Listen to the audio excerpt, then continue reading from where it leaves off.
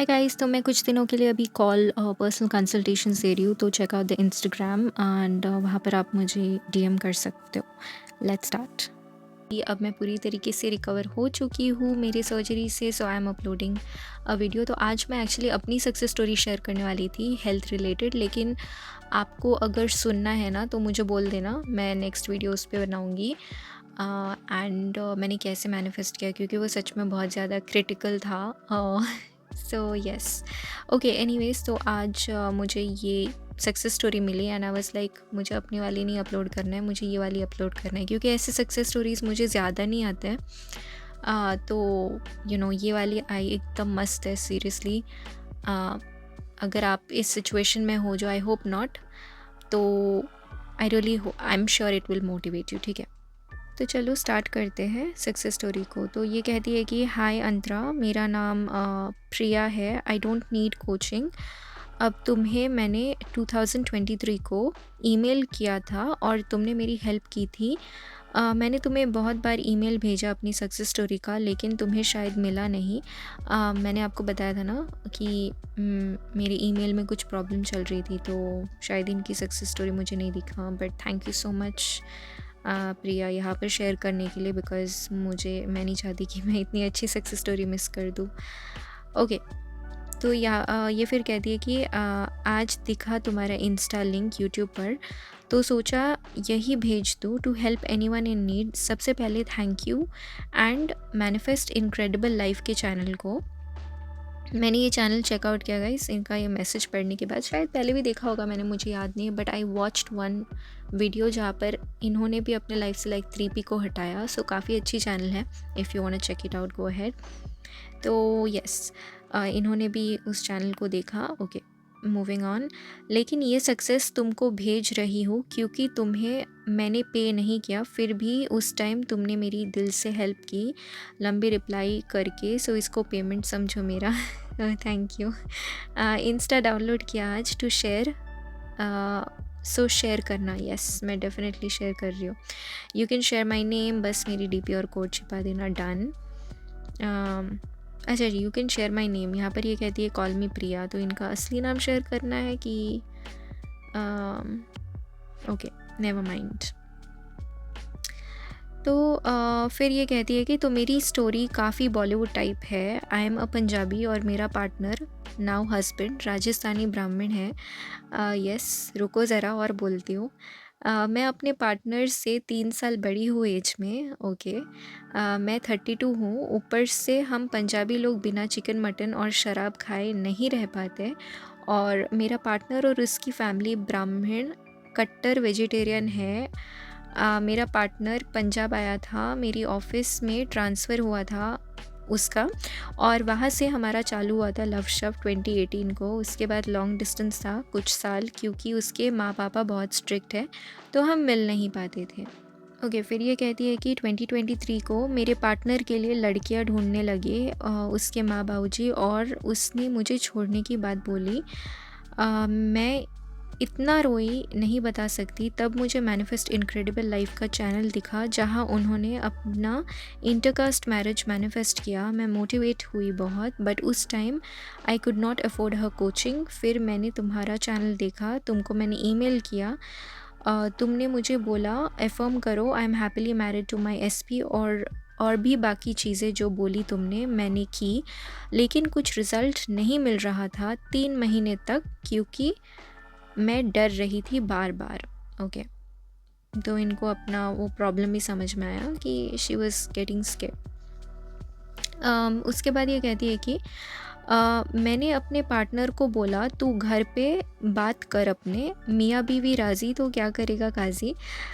उसने बोला कि नहीं मानेंगे, हमारा झगड़ा हो गया और ब्लॉकिंग फलाना हो गया दोनों तरफ से। उसको गालियाँ दी मैंने बहुत, बहुत बुरा झगड़ा हुआ, लेकिन मैं अफर्म करती रही क्योंकि आई लव हिम और वो भी मुझे लव करता है बहुत। लेकिन उसने एंगेजमेंट कर ली, बहुत रोई थी। मैंने सोचा आई डिज़र्व बेटर फलाना, लेकिन उसको भूल नहीं पा रही थी उसके एंगेजमेंट के बाद। मैंने फिर से तुम्हें ईमेल किया, लेकिन शायद तुम्हें नहीं मिला, I think so too. So anyways मैंने परसिस्ट किया। जैसे तुमने बोला शुरू में, इफ़ आई सच में want to marry my partner और if I don't want mental pressure, तो manifest a new person I chose कि मुझे यही चाहिए। हाँ, मैं ना 2 ऑप्शन देती हूँ कभी-कभार कि पहले डिसाइड कर लो कि आपको यही इंसान चाहिए। मतलब वो कभी-कभार कन्फ्यूज़िंग होता है, कभी-कभार बहुत स्ट्रेट फॉरवर्ड होता है, कुछ लोगों को कन्फ्यूज़िंग लगता है। तो मैं कहती हूँ अगर मेंटल प्रेशर बहुत ज़्यादा है तो किसी नए इंसान को ही मैनिफेस्ट कर लो। लेकिन इफ़ यू आर श्योर कि आपको यही चाहिए, देन श्योर आपको जैसे चाहिए वैसे करो।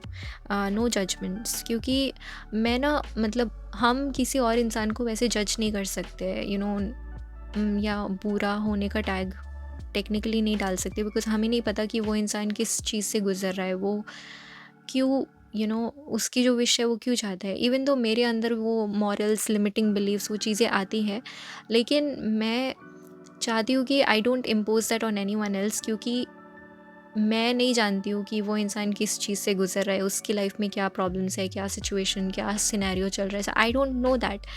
तो इसलिए फिर मैं थोड़ा ऐसे 3P रिलेटेड चीज़ों को मैं उतना नहीं करती थी, क्योंकि मैं थोड़ा कंफर्टेबल भी नहीं थी कि मैं क्या करूँ।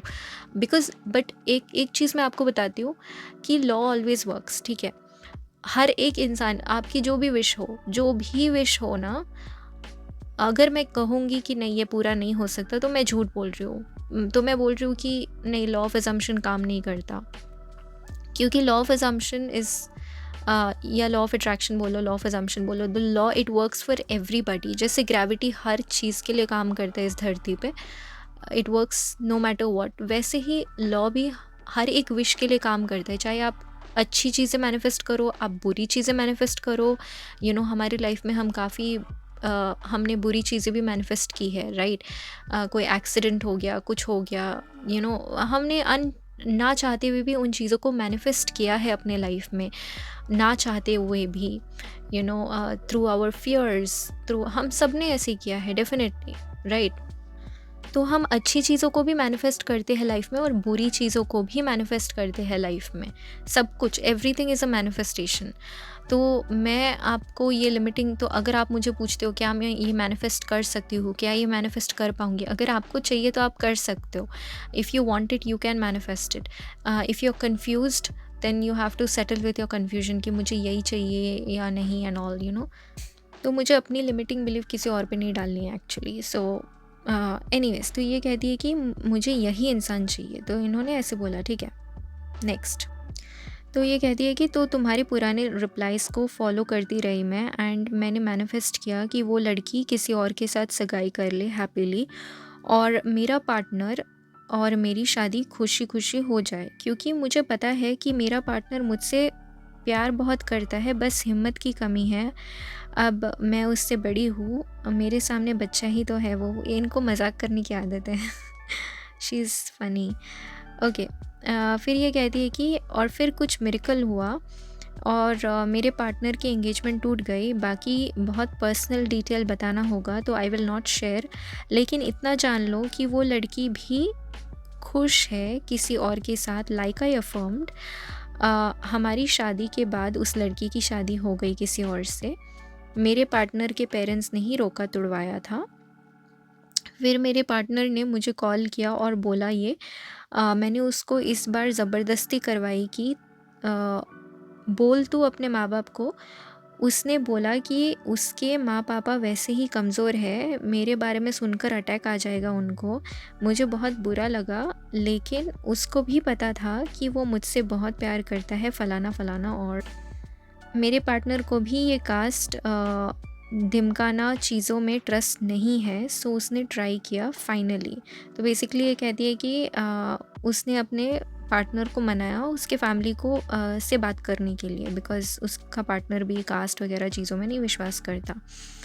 ओके, तो फिर ये कहती है कि उसके माँ बाप ने मेरे बैकग्राउंड के साथ मेरी फ़ोटो देखकर बोला कि मैं और मेरे नाक दोनों मोटे हैं। आई वाज़ लाइक क्या यार, हाउसवाइफ चाहिए या मॉडल। ओके, ये पढ़ के मुझे हंसी आई थी। और साथ में मेरे पार्टनर को धमकी दी कि प्रॉपर्टी से नाम हटा देंगे। उसकी माँ, मेरी पूजनीय सासू माँ, भी बहुत रोई उसके सामने कि मैं मर जाऊंगी, समाज की इज्जत, फलाना फलाना। मेरा पार्टनर घर का अकेला बेटा है, तो वो ज़्यादा डरता है। गुस्से में उसके माँ-बाप गुस्से में उसके माँ-बाप और लड़कियाँ लाते आ रहे थे उसके लिए। मैंने अपने पार्टनर को बोल दिया था कि तू सबको रिजेक्ट कर, कुछ बुरा नहीं होगा। उसको मैनिफेस्टेशन पर तो ट्रस्ट नहीं है, लेकिन ही लव्ड मी बहुत। तो उसने सब लड़की को रिजेक्ट किया। मेरे पार्टनर के माँ-बाप ने फाइनली हार मान ली हमारे प्यार के सामने। सोसाइटी में इज़्ज़त ख़राब हो रही थी इतना रिजेक्ट करते-करते, तो फाइनली वो मान गए।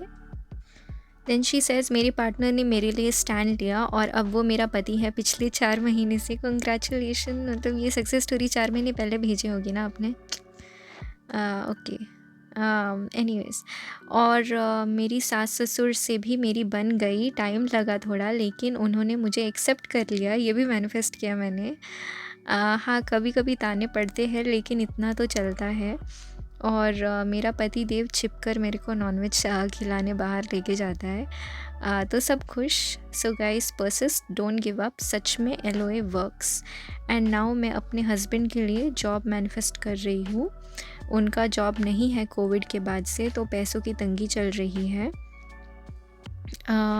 लेकिन बी रेडी, क्योंकि I will share my success story soon. Okay, मैं ये ओके, तो ये थी इनकी success story and I hope you enjoyed it. And मुझे बहुत ज़्यादा मज़ा आया ये सुनकर, बहुत ज़्यादा मोटिवेटिंग था। एंड आई एम श्योर आप में से जो लोग जिनको ज़रूरत है ये सक्सेस स्टोरी की, आप तक ये पहुँचे। एंड यस, तो चलो इस वीडियो के लिए इतना ही, अब मैं रखती हूँ, बाय।